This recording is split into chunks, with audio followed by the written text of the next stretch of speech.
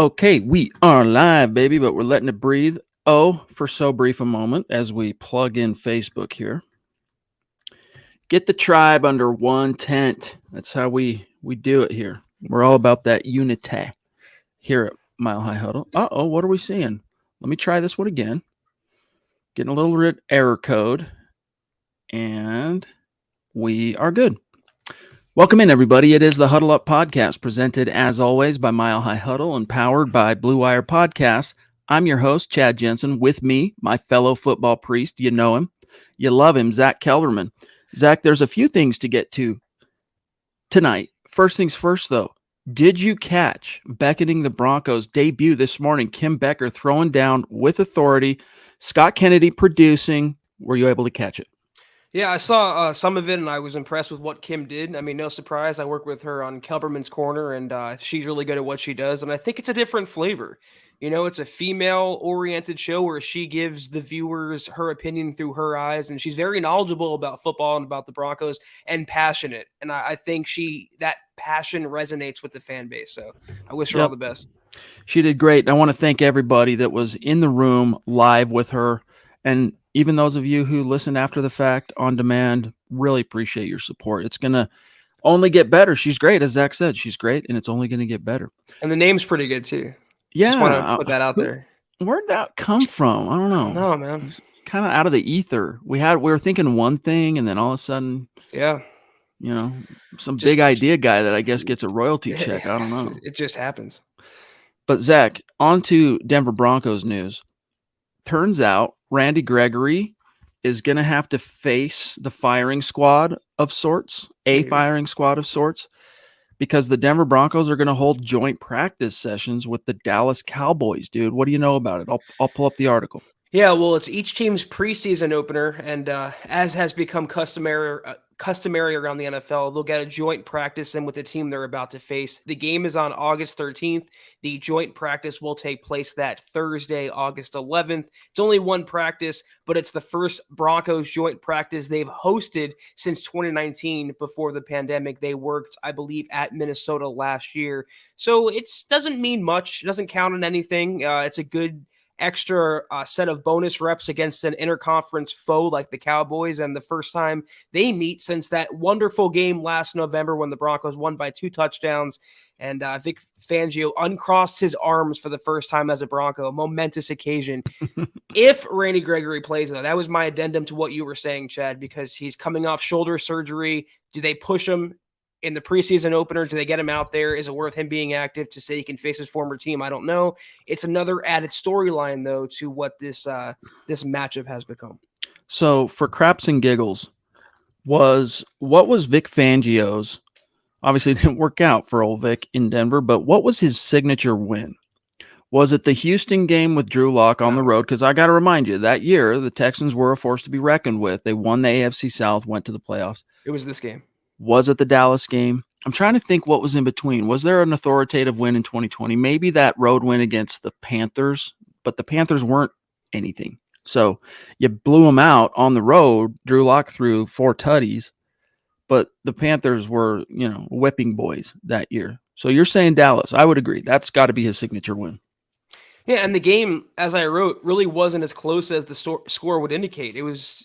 It would have been, 50-0. It seemed like the Broncos were winning going away. They had breakout performances from a couple rookies, like I wrote there, Javonte and Jonathan Cooper. Vic Fangio showed passion, and wasn't that the debut of Kenny Young next to Baron Browning at inside linebacker? Just a whole new team that just literally put it to the Cowboys and sent them to a tailspin. And the Broncos, at least for 1 week, were relevant under Vic Fangio. Didn't last long, but it was a mighty good week.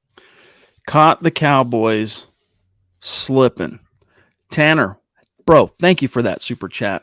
Love it, dude. You are climbing the rankings, I know, for the jersey this month. So keep it coming, my dog. It all adds up, helps us keep the lights on here. So thank you very much. He says, I'm just showing some love to the best podcast out there. Let's go Broncos. Hashtag let's ride. Hashtag state of being. That's right, my dog. Broncos country is not a geographic location. It is a state of being. It's wherever you are.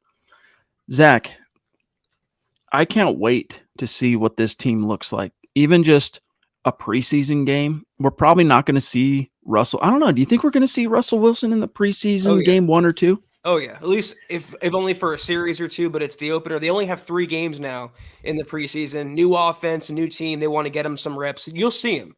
Might not be for long, but he'll make his debut. At home, no less, yeah. He's going to play. So it turns out we actually had one good thing to thank the pandemic for, and that is mercifully trimming down the preseason, the NFL preseason, at least by 1 game. I liked them for what it's worth, I guess, in terms of it gets you the product soon, it's 1 less week you have to wait to see your team out there. And it gives you plenty of opportunity to really get to know the bottom of the roster guys, even though many of them don't end up sticking and they get cut. For that purpose, I do like it. But by the time we get to the preseason, Zach, we are like the Dave Chappelle skit. You got any more of those NFLs out there, any more of those Broncos? Like, you're just dying to see some football of your team. GLP, what's up, bro? Thank you, buddy. He said, Kim, did you guys proud today? He says, looking forward to her next show. Go Broncos. Let's ride. Love it, dude. Thank you, buddy. And William throwing down too. Some props for Kim. So that's awesome. Glad to hear it. Speaking of the preseason, how it used to be, their opening game, they play for a few series. The second game, they kind of play here and there, maybe a series, maybe a quarter. The third game was the dress rehearsal. It was the simulation to a regular season game. And the fourth game was the backup bowl. And me being a traditionalist, I liked also the 4-game setup, but I understand why they trimmed it down. I understand why people want the NFL to trim it down even more. But I think it's good for, like you mentioned, lower player development, and also it's more football. And I'm always a fan of more football. By the way, as we talk about kind of the Randy Gregory thread, because he did leave Dallas with a little bit of stink on him, people who cover the Cowboys and the insiders there, in fact, like Mike Fisher, took great exception to how Gregory did the Cowboys, etc. But dude, on the subject of Gregory, going through some of the pictures that we get access to for our articles and whatnot on USA Today, and I'm seeing Randy Gregory out there chilling with his sling, or actually the one I'm thinking of, maybe he wasn't actually in the sling, at rookie minicamp out there on the grass, like chopping it up with Nick Bonito and a few other dudes. I actually like that. That's encouraging to me. He's obviously there for treatment, right, and rehab at the facility. I mean, he's not out there practicing. He was in street clothes. But it's cool to me to think that, hey, here's a guy brand new to the block, and he's out there chopping it up, making himself available, shooting the breeze with the rookie guys. And even Nick Bonito, he didn't mention whether or not he heard from Randy Gregory, but either way, kind of cool to see, in my opinion. I understand, and the fans' point of view, to Broncos fans at least, Randy Gregory's past preseason. That's what people think about first. People make him out to be this cancer, this locker room terror. And he's really anything but that. He's turned himself around, not just as a player, but as a man. I covered him the last couple seasons with the Cowboys. It's been a major change in his life, his daily life, what he struggled with, what he no longer struggles with, and he's all about football. I said it from the moment the Broncos signed him. You will all see. Anyone who doubts him, just give him some time and let him perform. And if they use him correctly, he will pay dividends, literally and figuratively, for the Broncos. Hopefully, God willing, he stays healthy. I think he'll stay out of trouble. We don't have to worry about that. But when he's on the field, he's a terror. He's a really, really talented player. And the Broncos gave him what, for right now in NFL terms, constitutes a forever home. They're the only team that's shown him multi-year commitment. They gave him a lot of money, a lot of trust, a lot of flexibility in doing what he wants to do. And I think he's going to pay the Broncos for that loyalty. Pay back the Broncos. Let's hope. Fingers are crossed. I'm knocking on the wood. Dan Ward, appreciate you for being here, buddy. Yes, he says, glad to see Colin Cowherd putting some respect on the Broncos name. John, we love you back, big dog. On the subject of Facebook, as you guys can see on the ticker below, we are trying to reach 200,000 stars in the month here. Actually, it's not the right ticker. Let me find the right ticker. Get that lined up. We're at 25% to the goal. When we reach the goal, we're going to raffle off a Broncos jersey of the winner's choosing. And the only people in the running for that raffle are those who contribute to the goal. Fortunately for us, Facebook is keeping track of who is contributing most to the goal in this month of May. Obviously, the more someone has contributed to the goal, the more tickets they're going to have in the hat, and so on and so forth. Here's your top 5, guys, on Facebook. Before we started tonight's stream, Mark Schrader who's got a jersey headed his way from last month from a Demaryius Thomas jersey. Number 1, GLP at number 2. As you can see, Tim Hoffman, number 3, Jacob Foster, number 4, and Lawrence Rivera, currently number 5. So much love and respect. If you don't see your name on the top 5, we can keep scrolling, but it's a little bit, takes up a little bit of time. So just, slug your way up the rankings. Zach, before we get back to the chat, let's get to the main topic for tonight's live stream, and that is the odds. The Denver Broncos. Oh, Mike, dude, you're such a sweetie. We love you. Yeah. Seriously, you're one of the family. Thank MHH. We want to get you on the show someday. That's one of our life goals now, is getting Michael Ronquillo on the Huddle Up podcast. It's going to happen someday. No pressure. Hey, we're not talking timetables. We're just saying someday. No pressure. But, dude, thank you so much. Good evening, he says. Chad and Zach on the Mile High Huddle. Let's ride and go Broncos. Yes, sirree. Zach, on the subject of let's go Broncos here, SI Sportsbook, here's the headline. SI Sportsbook gives the Denver Broncos the third best odds of making it to the Super Bowl. Now, there's a lot of different sources for odds that you can go to in the modern kind of proliferation of sports betting. SI, for obvious reason, our network affiliation, we like to use. And hey, you want to talk about credibility. Sports Illustrated has credibility. Let me just read this. As it stands, with Broncos currently on the third best odds of winning the entire AFC, Zach, at plus 800. Ahead of Denver are, at number 1, the Buffalo Bills, followed by the Kansas City Chiefs. Broncos tied also for the 8th best odds of winning the Super Bowl. But here's where it gets kind of a little curious. Juxtaposed with their high odds of winning the AFC and advancing to the Super Bowl, they are given the third best odds of winning the division behind Kansas City and the LA Chargers. But for whatever it's worth, I think as you see the Broncos now factoring into these, this wasn't even something we paid any attention to, Zach, over the last 5-6 years for obvious reasons. Now, all of a sudden, Russell Wilson has put this team in those conversations where bettors and odds makers, they're picturing this happening. What are your thoughts? And they're picturing quite the Cinderella run. The Broncos making it that far by getting a wild card, by not even claiming the division. I mean, that's quite the run. I love this. I'd love to see Denver go on it. I don't care how they make it to the postseason. You want to overtake Kansas City, but as long as they get back there, they'll have a chance in the tournament. And what happens from there, no one knows. Anything can happen. I would also take the over on that. I think they're going to go from anywhere from 11 to 12 wins and be a force to be reckoned with in the AFC. But it's crazy, Chad. If I told you even 6 months ago, if odds makers would have the Broncos the third best behind Kansas City and Buffalo, 8th best in the entire NFL of winning the Super Bowl, you wouldn't believe me. You think I'm crazier than usual, but it's the power of a franchise quarterback. And all this time later, since the time we first heard about Russell Wilson's trade, I still can't believe he's the Broncos quarterback, but I'm enjoying every second of it because the Broncos are back, baby. It's so cool to see. It's so cool to see. It's given me Manning vibes for sure in terms of the energy, the external focus and expectations for the team. I mean, you look at the schedule. If the over-under, Zach, is 10.5 wins, which is what SI set it at, Seattle Seahawks, Broncos currently favored. They're going to be favored at home against the Houston Texans. San Francisco 49ers at home. They'll be favored in that one, even if it's just by a slight margin. On the road, week 4 at Las Vegas Raiders. We'll see. Week 5 at home, Indy, that's slight favorite. But I'll say this. Similar, but maybe to not as great a degree to the Broncos, the arrival of Matt Ryan in Indy has really improved the Colts' odds in a lot of these same ways. Then you get the Chargers on the road week 6, home against the Jets, on the road across the pond to play the Jacksonville Jaguars in London week 8. Then you get the bye, you get to lick some wounds.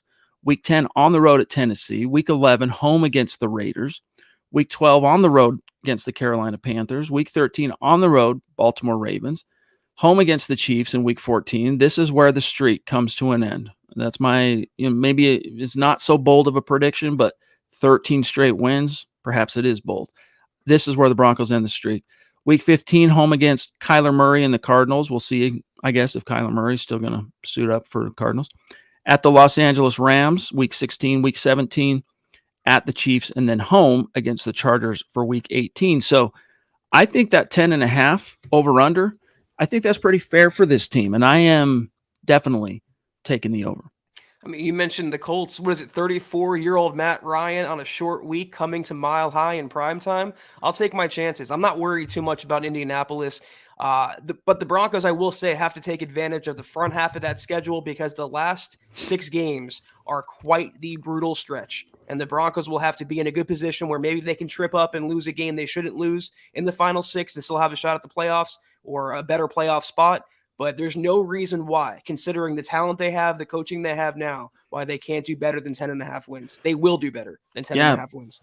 You did Matt Ryan a favor by 3 years, dude. 36. I was thinking 34 or 36. Couldn't remember. This cat is longer in the tooth than even I realized, too. Like, we'll see. But, hey, Frank Reich made some lemonade with a advanced in age Philip Rivers. Couldn't quite... 37-year-old Matt Ryan. My point is furthered. That it is. Hey, Lawrence, appreciate you, big dog. You're ranked in the top 5 on the Stars contest this month if we hit goal, for what it's worth. Hope you saw that. He says, what's up, guys? Have you lined anything up with Brandon Perna yet or no? I'm not sure what you're talking about. Like having him on the show? Not yet, no. But we can reach out to him, you know. We'll reach out to him sometime during this offseason. He's been on multiple times, so things are slow. Big friend of the show.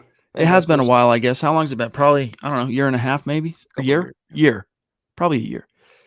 Tim, what's up, buddy? Appreciate you. He says, so what do you think?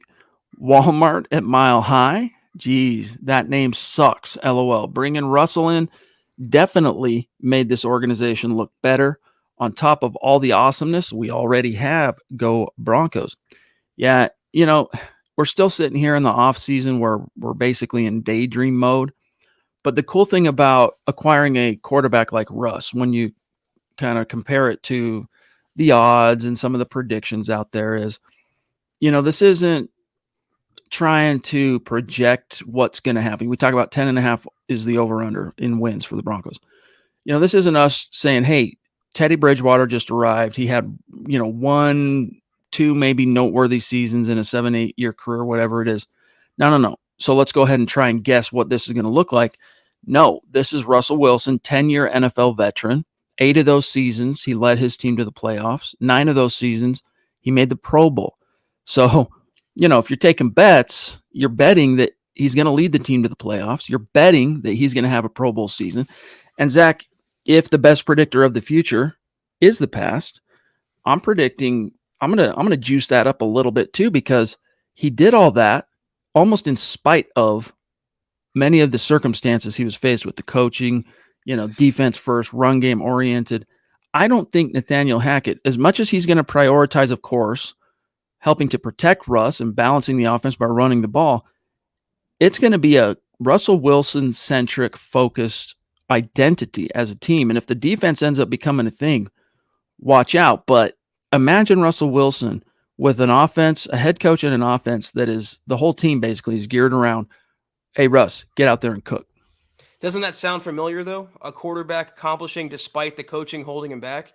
I don't think the Broncos have to worry about either of those scenarios any longer. They have what I think is the ideal mix of quarterback and coaching. And I put it on Twitter today that Javonte would have about 1,200 rushing yards next season. Someone said that's kind of low. Well, I said it's a Russell Wilson pass-first offense. Not to mention he has Melvin Gordon as a handcuff. This is going to be an air raid attack offense from the opening snap. I feel like literally from the opening snap, I feel like they'll start with the pass to get the tone set around the NFL. Like, this is Russell Wilson, whose even worst career stats are better than anything the Broncos have had at quarterback the last 5 years. And he's going to come back with a vengeance, motivated, healthy, and with a great supporting cast. And you mentioned the defense as well, which is a good point. They were top 3 in points allowed last year. If they can get more takeaways, get the ball back for Russell Wilson more, play with a lead finally, watch out for this team.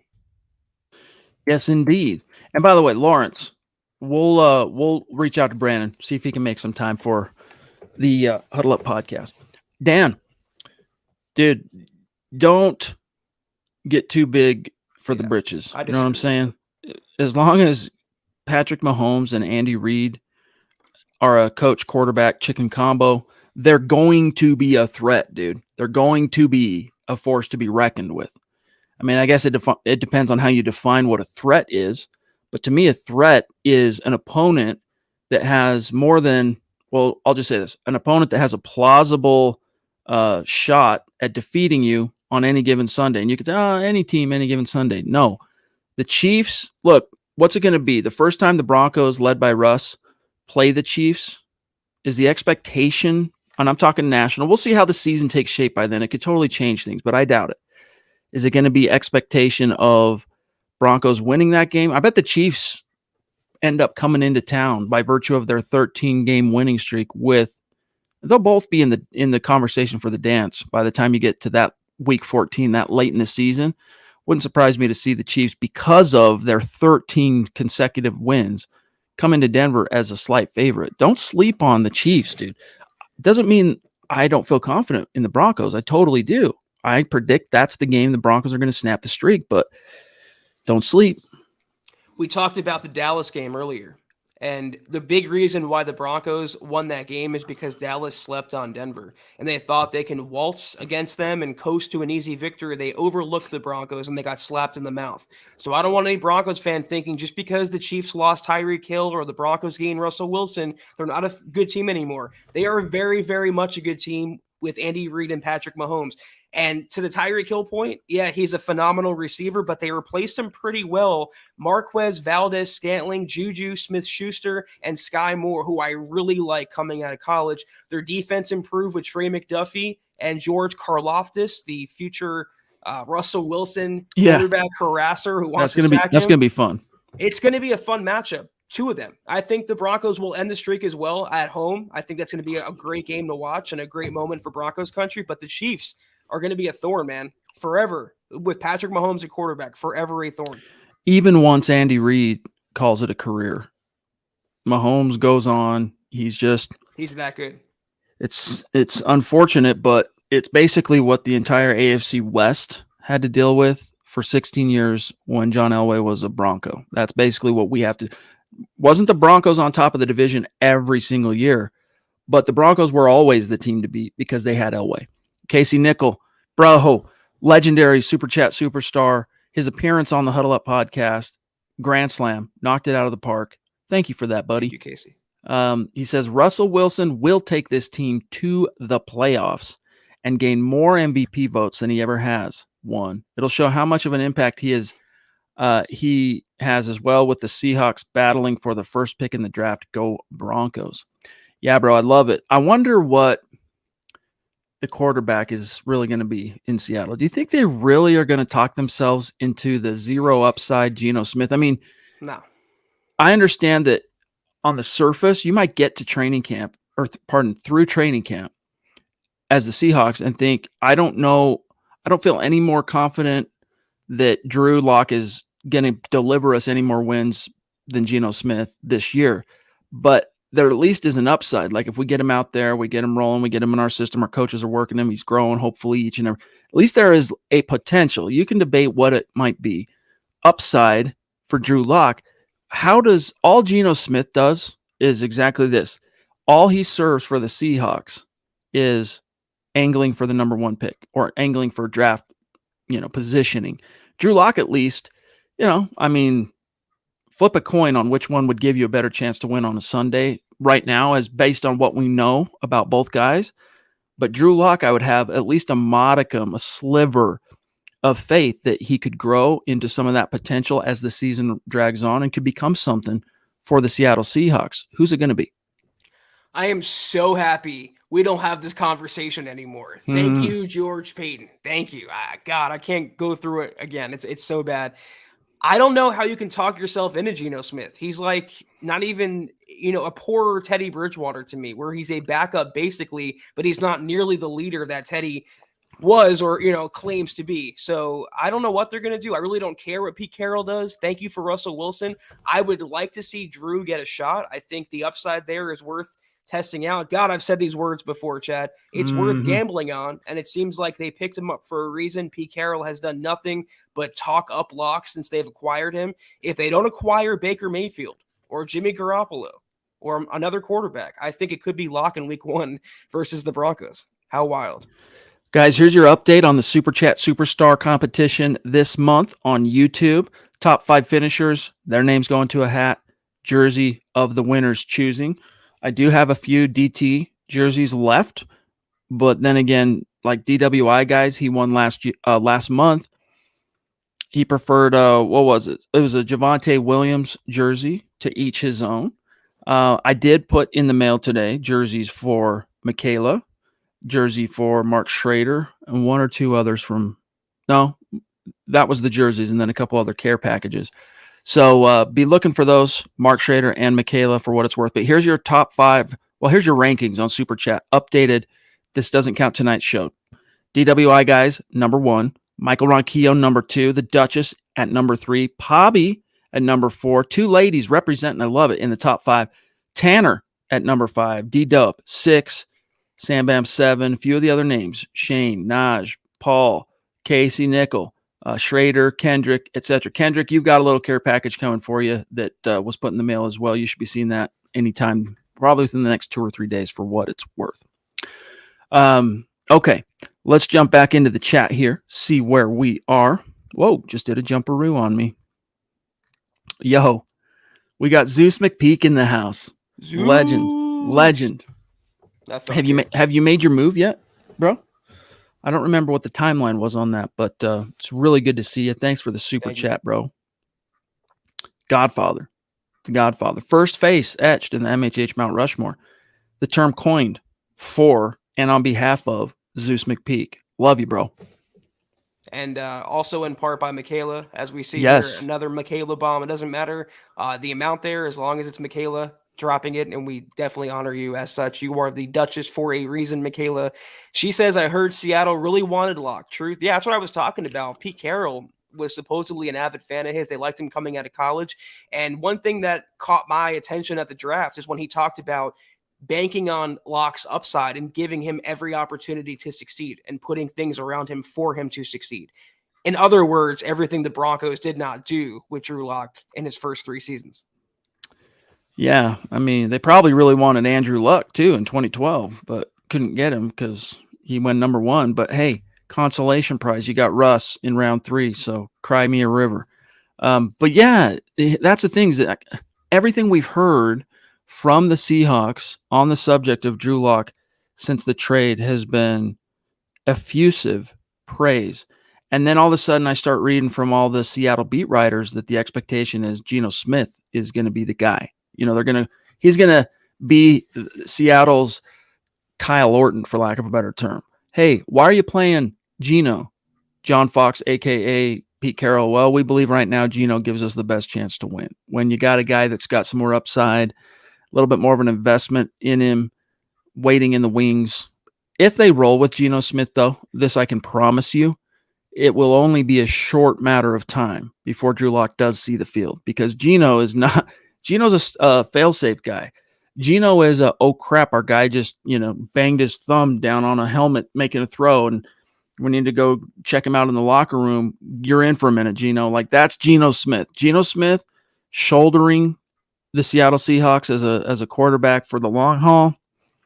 He hasn't been able to do it at any of his previous NFL stops. I think it says more that there's more excitement about Seattle's rookie tackles than there are their starting quarterback. And it says everything about the team. But again, though, it's not our problem, Chad. That's their problem. Right. See you week 1. Bring your best. But just the storylines, how delicious it will be if it is Russ versus Luck. Even though those two quarterbacks obviously aren't in the same stratosphere, just the emotional revenge components will be curious. And Zach, in fact, when the schedule came out and I was putting together either a thumbnail or an image for the story that said, hey, Broncos Seahawks week 1, whatever, I'm looking on USA Today, 0 images of Drew Lock yet in his number 2 Seahawks jersey. What the heck, dude? I mean, they've had some OTAs. They've had some voluntary stuff going on. I don't know. They put out a schedule release video where they pranked the players by giving them fake schedules where they played on every holiday, Thanksgiving, Christmas. It was pretty funny. And Drew Lock was right there with him laughing. So it seems like he's already a big part of the team.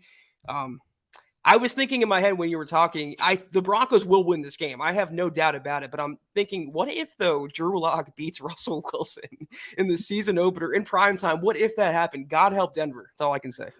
Yeah, the universe will come undone at its very seams. I'm having dark thoughts. Yes, indeed, dark thoughts. Chin up. The Duchess, another bomb. Here she is, top roping it.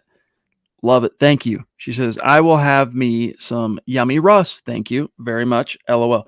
Yeah, it's going to be good, Zach. It's going to be good. The Denver Broncos, as much as everyone in this room loves the Denver Broncos and have agonized and watched every single game over the past 6 years, always left that bad taste in your mouth, right? Because it just wasn't even close. Wasn't even close. 9-7 in 2016, you could argue, hey, almost playoffs with Trevor Siemian and a couple of starts from Paxton Lynch, but let's face it, wasn't even close. That leaves a bad taste.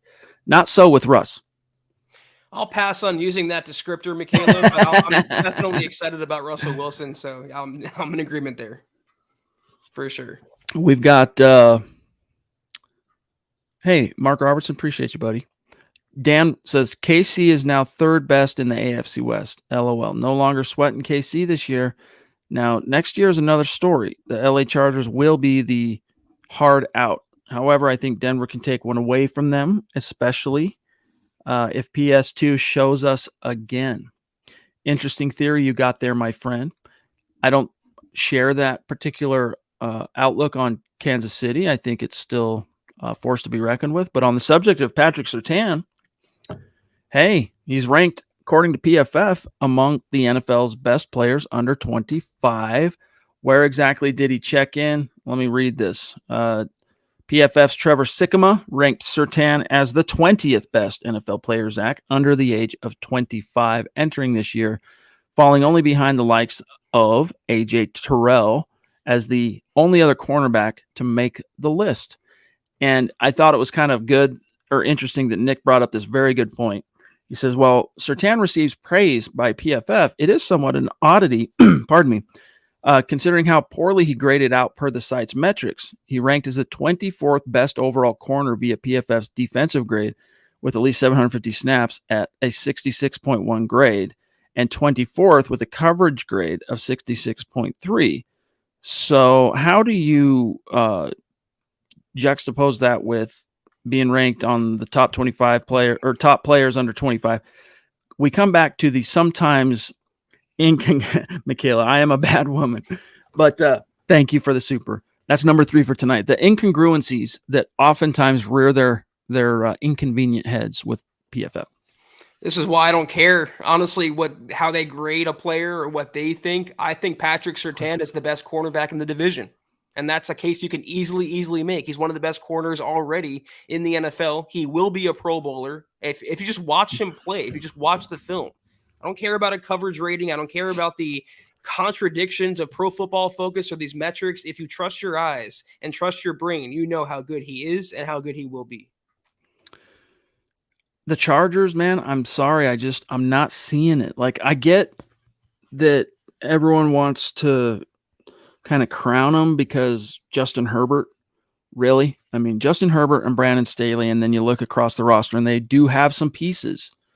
But for all of the hype and individual production Justin Herbert has generated, it has availed the Chargers not in the win column.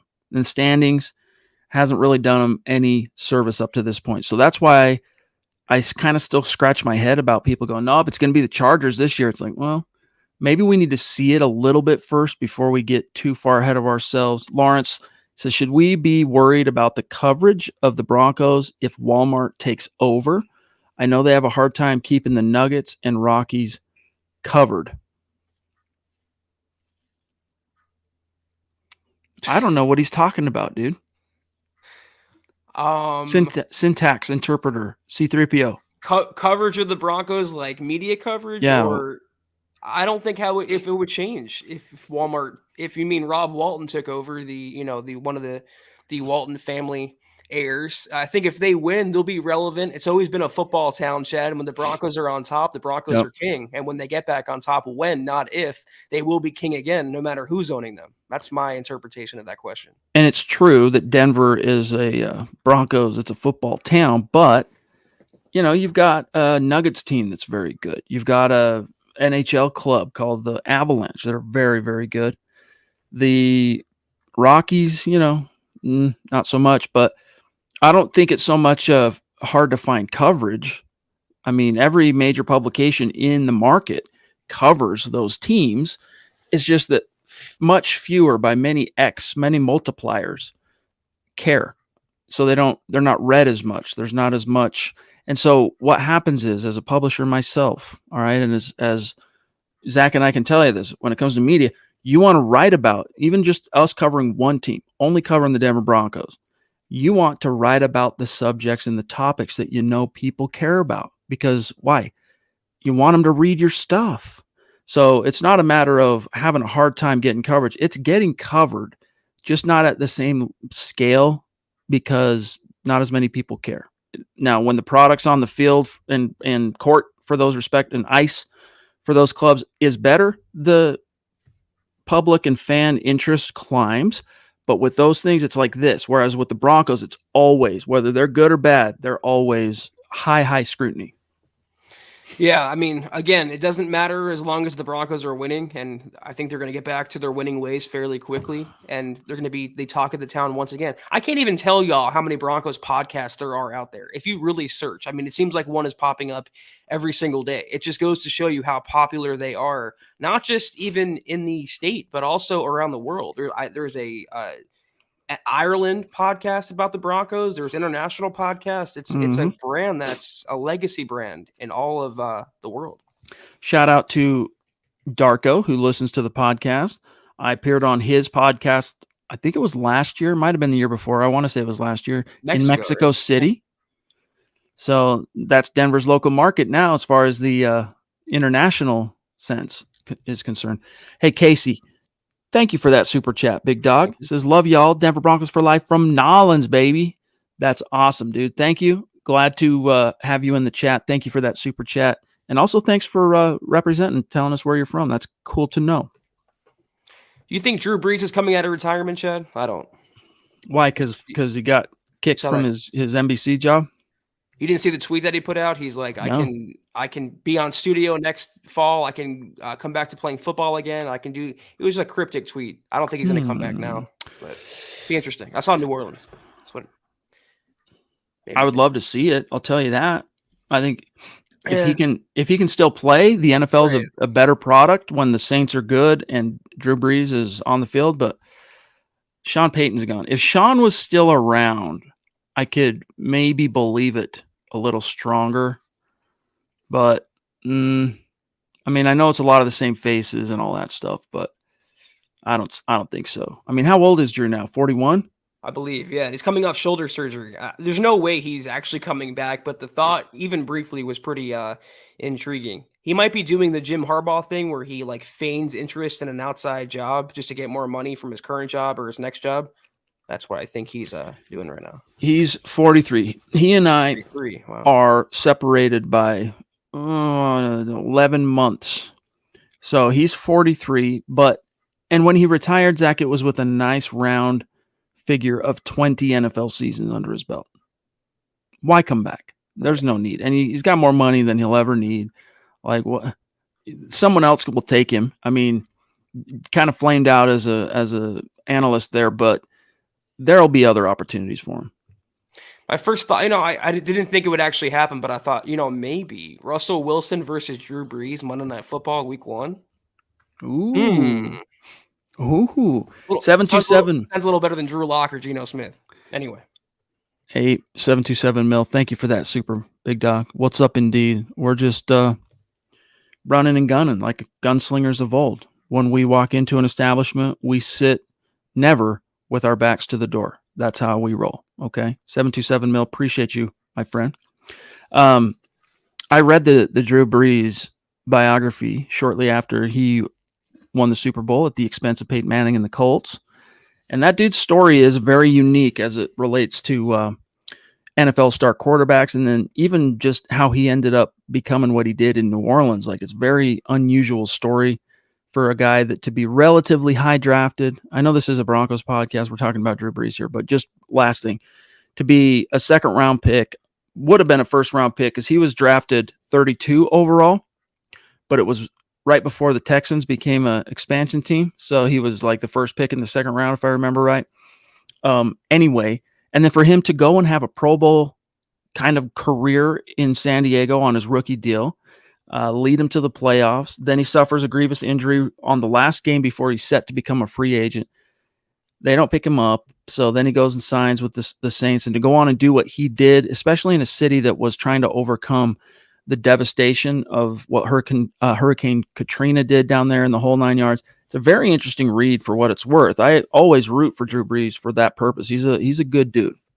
He really is. And I remember years ago when he opened up a Jimmy John's in the area. He owned a bunch of franchises in New Orleans, and he'd be like literally delivering the sandwiches himself and handing out the sandwiches himself. Just a real class guy. Wasn't too haughty, wasn't too smug or too preachy as a quarterback. He stood for what he thought he was important in his life and in his profession, and he was one of the best quarterbacks I've ever seen play. So all the best to Drew in retirement. Real quick here, as we say hello to Clayton. Good to see you, buddy. Yes, we appreciate you telling everybody to smash the like button. Real quick, Zach, let me shift gears. We're at 42 minutes, so we got a little bit of time left here. This article from Keith Cummings on Ejiro Evero, the Denver Broncos' new defensive coordinator, kind of dishing on how the senior assistant, Dom Capers, has already helped him out. And I want to remind everybody, Dom Capers, when you talk about a guy like Brandon Staley springing off the Vic Fangio tree and like NFL teams trying to hire anyone that has been even tangentially associated with Vic Fangio as a defensive assistant, Vic credits this man, Dom Capers, for like his main as a position coach. You know, his storylines date back to the New Orleans era. But becoming a coordinator and being given those opportunities and really learning what it takes to coordinate a defense and hold down a leadership job of that caliber, principles, all of his philosophies and whatnot, it's this guy, Dom Capers. So it was a really good get for the Broncos to bring him in as a senior defensive assistant.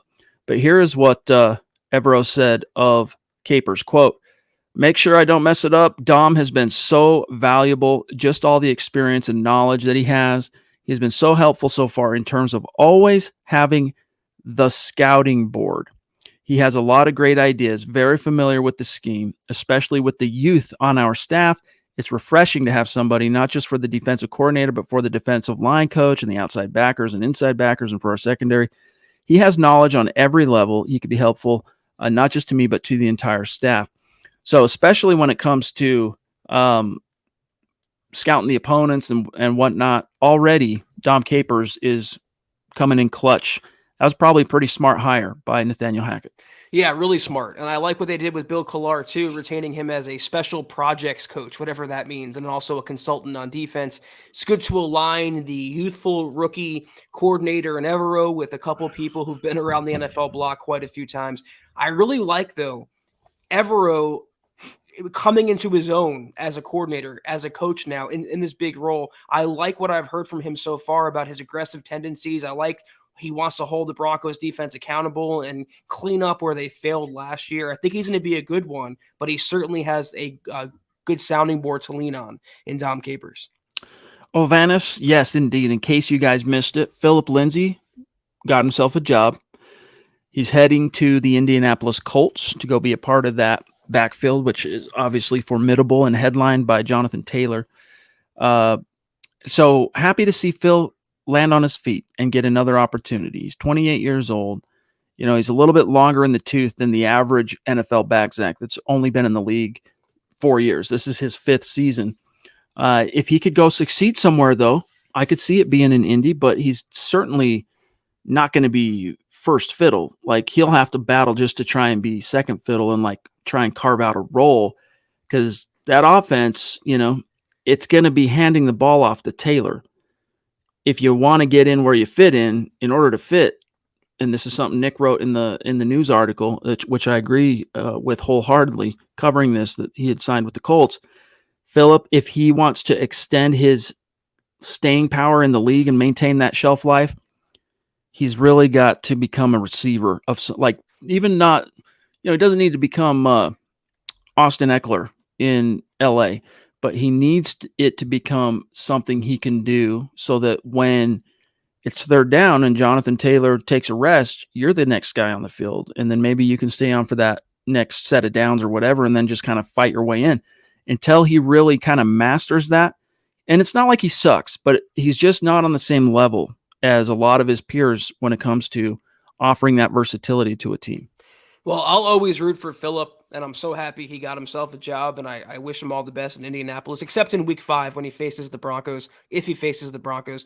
Yeah. But yeah, he's going to take over pretty much that second-string Nyheim Hines role in Indianapolis, and he's working under a pretty good creative offensive mind in Frank Reich. Finally, a decent landing spot for Philip Lindsay, one of the most reliable players. He's never fumbled in this 2,000 carries, the first NFL player in history. When you give him the ball, good things can happen. Only good things can happen when you get Philip the ball. I hope they do that this season. I think it was Dave from Georgia that asked me on Twitter, what's your favorite Philip Lindsay moment? And he referenced the Dalton Reisner, launching him over the goal line against the Packers. Do you have a favorite Philip Lindsay moment? Because for me, I don't really gravitate to a moment, Zach. I gravitate to specific games. And for me, it was that Cincinnati game, his rookie year, where that was where he really exploded on the scene. That was the game that began his Pro Bowl campaign as a rookie. There were so many just explosive Philip Lindsay runs. I can't recall necessarily one that stands out to me. I want to say he had a big run against Miami once, but maybe I'm misplacing the team. But anytime he got the ball and he just made things happen, and he got to the edge and then he was gone from there. I do like when Reisner threw him over. It's just a nice little humorous, playful moment with the team. There weren't many around that time, but just what he can do with the ball in his hands and the fact that he was so shelved by the Broncos is criminal, man. I hope it works out for him in Indy. Amen. Dan says, when John Lynch was a safety for the Broncos, he was the one to end Drew's time in San Diego as he hit his throwing shoulder just as Drew was trying to throw deep. Yeah, it was kind of a combination between John Lynch and Gerard Warren. If you can remember him, he was one of the infamous Broncos.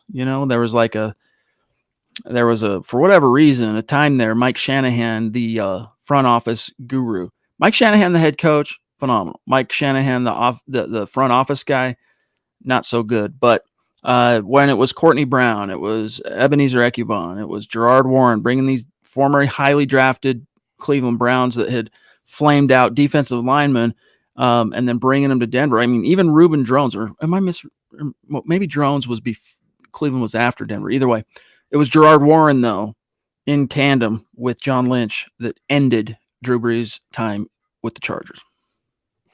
Yeah, pretty devastating injury and pretty sad end to his career there. But he went on and did something big in New Orleans, and for that we celebrate him. Great quarterback. Yo, Michael, again, dude. Love you, bro. Seriously. Thank you, buddy. You are the man. You are the man. How are things in your neck of the woods down in Tucson? We want to know. We love you. We appreciate you. Thank you, Michael. Lawrence is trying to offer some context to his previous comment. He says, NFL owners include several of America's richest people, including Stephen Ross, Jerry Jones, Stan Kroenke. Kroenke's wife, Ann Walton Kroenke, is Rob Walton's cousin. In addition to the Rams, Kroenke Sports and Entertainment owns the Nuggets, Avalanche, and Rapids, as well as the Arsenal Football Club of the English Premier League. I get everything you just said there makes sense, but how it relates to coverage, I still don't know that's the only thing I'm missing here, my dog. That's the only thing I'm missing. I was going to say, I don't understand the context to that. Yeah. I don't understand what it has to do with that. But, the teams that you mentioned are not NFL teams. You take away the Rams. The Broncos are, and NFL is king. Scott maketh me laugh. Okay, before we dip on out of here, there is one other subject here I wanted to get to, Zach, and that is I can't keep scrolling, or else it's going to perhaps get us into hot water with Facebook and or YouTube. But I want to draw everybody's attention to this phenomenal film piece that was written by Lance Sanderson, he of the Dove Valley Deep Divers fame. Film Room examining whether Nick Benito offers long-term starter upside. Guys, this is your must-read Broncos article of the week. Go check it out. But what I'm going to do here, and I got to grab and pull it down so we don't get any GIFs in the images here. I want to just read some of his takeaways here, Zach, and get your thoughts, and then we'll dip on out. Here's Lance after studying Nick Benito, his film. Quote, despite the issues in the running game with his play strength, Benito was a fine selection for the Broncos with the number 64 overall pick. While there are concerns there, what wasn't shown in this breakdown is his ability to still win in the running game with his explosiveness off the snap and slashing mentality when attacking the ball carrier. There is still something to work with here if the Broncos scheme their defense in a way that limits Benito's exposure to taking on offensive linemen and setting a firm edge. A pass rusher with his bend, twitch, and refined technique, certainly a good get for a team that needs immediate depth improvement and a long-term plan at the position. Last thing, Denver doesn't have to trot Benito out there as a starter on day one and have him create an immediate impact as a three-down edge defender. Broncos can use him as part of a rotation or in sub-packages with guys like Chubb, Randy Gregory, Baron Browning, and Draymond Jones alongside him to wreak havoc in the backfield.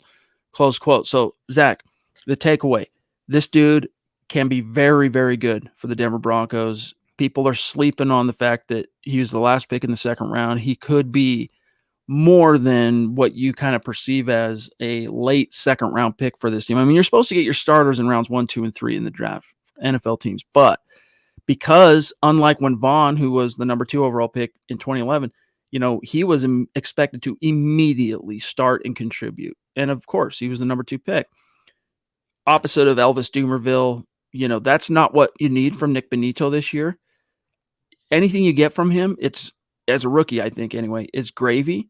I think this dude is going to contribute some serious impact when you start getting down the stretch and guys start wearing a little bit and he's still fresh. But year 2 is when I expect Nick Benito to really pop for this team. Yeah, I mean, I wasn't a fan of the pick at first, nor were you. But I don't think anyone disputes that he can help the Broncos or he can grow into a good player. Any player selected in the second round has those qualities. But it's all about expectation, like you just mentioned. That was my whole point that I was going to make. If you're expecting Von Miller or DeMarcus Ware, you're going to be disappointed. But if you're expecting Shaquille Barrett, I think you could be happy in terms of what he can bring to the table in his role. He's an extra pass rusher. He's a luxury. He's part of the NASCAR package. He's going to be the extra force on top of Gregory and Chubb and Draymond and Baron Browning and everyone on that Broncos defense. So if you look at it through that prism, he was a good selection if the Broncos intend to get after the quarterback, which they do. But just don't expect him to have 15 sacks, make a Pro Bowl in year 1. That was never the plan, I think, from Denver. It'd be great, but it wasn't the plan. Yes, indeed. Let's grab this here from Dave from Georgia. Good to see you, bro. On Twitter, on YouTube, throwing down a super, supporting the cause. Love you, big dog. A super chat superstar. Bonafide. 17-game season, says Dave. How many 2,000-yard rushers in the NFL? 2,000-yard rushers in Denver, maybe? Hashtag Broncos country. Yeah, I don't think so. I think one guy will get 1,000. I think it's going to be Javonte. But, Gordon is going to get plenty of reps this year. Poor Mike Boone. He's going to be the forgotten man again. But, there haven't been, Zach, that many 2,000-yard seasons all time. In fact, there's only been 8. Last one to get there was Derrick Henry in 2020. Pop quiz. Who was the first NFL back to get to 2,000? And I'm gonna give you one kind of spoiler. It was a 14-game season, and it was in 1973. And he may or may not have murdered a woman in OJ. OJ Simpson. Yeah, he got a 2003 in 14 games. Gave that run one right away. Yeah. Yeah, I don't think so, though, in Denver. No. They're going to cancel each other out quite a bit, I feel like, Javonte and Melvin Gordon. I think, like you said, Javonte can get to 1,200 yards, but it's also going to be a pass-first offense. You're not going to have that many yards allocated to go around when you're talking about a 1,000-yard season for Cortland, 1,000-yard season for Tim Patrick, Jerry Jeudy. There's only so many yards to be had. Hopefully, Javonte gets his and Melvin can help, but I don't think they're going to have two 1K guys. Guys, look at this real quick, and then we're going to say goodnight. Of the 2,000-yard rushers all time, obviously every one of these campaigns impressive in their own right. Terrell Davis, to me, Zach, stands out amongst the flock here, not just because he's a Bronco, but because, hey, he got to 2K, 21 touchdowns. I think if you look at these, there's three that are the most impressive. First of all, OJ doing it the first and doing it only in 14 games. Tip your cap to him. Might not be a good human being, but tip your cap in that sense. Then, Zach, it is Terrell Davis's 1998 campaign, 2,008 yards, 21 touchdowns. And then Adrian Peterson, who came close to Dickerson's all-time record, which is 2,105, still stands, 2,097 in 2012. And if you guys can remember, that was the first year Peyton Manning was a Bronco. Any other year, that's an MVP for Peyton Manning. Went to Adrian Peterson because he did that after tearing his ACL the year prior. Unfreaking believable, Adrian Peterson. Anyway. Does that say 6 yards a carry, or was that a 5? Because that's even more impressive. For AP? Yeah. 6-0. He's insane, man. He's a literal freak of nature. He's a once-in-a-generation type player. But I remember when Chris Johnson did it, the runs he was breaking off, I don't think I've ever seen a faster running back in my life than CJ2K. Him and Jamal Charles were probably the two fastest backs. Yeah, for sure. In my memory. But shout out also to Barry Sanders for being on here. And the Titans having two guys on the 2K list. I mean, come on now. Stuart Sanchez, our last super chat of the night, and then we're going to get on out of here. Thank you, buddy. Hey, guys, late to the stream, but how do you feel about our schedule and our first 9 games? Zach, I can pull it back up, but if you want to get started on how you feel about the schedule, I can pull up the first 9 games. I think the 15th ranked in strength of schedule the Broncos have, so it's dead in the middle. It's pretty easy, fairly easy in the first 9, but the last 8 and especially the last 6 are pretty difficult. I feel decently okay though. I mean, I think the Broncos can be going into week 9. I think they can be what would it be? 7-2, 6-2, 6-2. So I see a really solid chance at the first quarter being 3-1. And then the second quarter, maybe you come out of the Jacksonville game in London, probably like around 6-2 or 5-3 for the final. But the best case scenario, because the second half is a little stiffer than the first, I think you want to try and only have at worst 2 losses in your first 8 games. Yeah, I'm not scared of any team in the first 8 or 9. I'm really not. I'm not scared of any team on the Broncos schedule, but you look at the last 6 games, it's playoff team after playoff team, primetime games. The pressure is going to be on. I want to see how they respond and where they're going to be by that point. With Russ, you don't have to fear any opponent. Not anymore. And with that, Zach, let's get on out of here. I'll pull up the shout-outs. Yes, sir. That was the Huddle Up Pod. We're off until tomorrow night. Back on, same time, same place, 6 o'clock Mountain, 8 o'clock Eastern. Until that time, follow us on Twitter at Huddle Up Pod. You can follow the main account on Twitter at Mile High Huddle. You can follow Chad on Twitter at Chad and Jensen. You can follow myself at Kelberman NFL. Follow Scott on Twitter at Scout Kennedy. If you guys want some merch, you know where it is, right there, huddleuppod.com. Get your merch on. Get your swag on right now. And also Facebook.com/Mile High Huddle Pod. Like that page. Follow that page, guys. If you haven't, please go to Apple Podcasts and leave your football pre-save 5. You can see it 5-star review for a chance to win some merch each and every month. But if you can't do those things, please do these 3 things that are ticking now, not popping up. Subscribe, like, and share this video and every video you see on the MHH channel. It really helps us grow and reach more Broncos fans just like you. Really appreciate those of you who do and have taken the time to go leave one of those reviews. It all adds up and helps a lot. It really, really does. Shout out to these great supporters on Facebook, throwing down, and headlined by Tim Hoffman. I mean, that's some serious flexing there, Tim. Thank you, buddy. Means a lot to us. You're going to be climbing. I know that for sure. Chad Beach jumping in late in the stream. Appreciate that, buddy. Lawrence, GLP, Dan Wilkett. Much love and respect to each and every one of you. And our Super Chat superstars tonight, Tanner, Michael Ronquillo, Casey, Zeus, The Duchess, Casey Davis, 727 Mill, Dave from Georgia, and Stuart Sanchez. Seriously, love you guys. Thank you so much. Take care, and as always, guys and gals, go Broncos.